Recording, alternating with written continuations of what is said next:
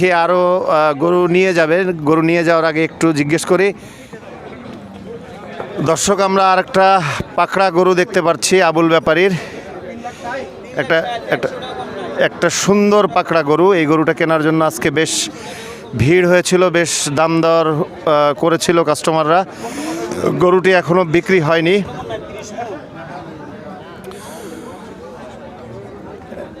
এখন এই গরুগুলোকে পাকড়া গরু বলা হয়, বিশেষ করে সাদার ভিতরে কোনো প্রিন্ট থাকলে লাল, কালো, খয়েরি। অনেকে আবার ইদানিং এই পাকড়া গরু পছন্দ করে থাকে। বেশ মোটামুটি বড় সাইজের একটা পাকড়া গরু।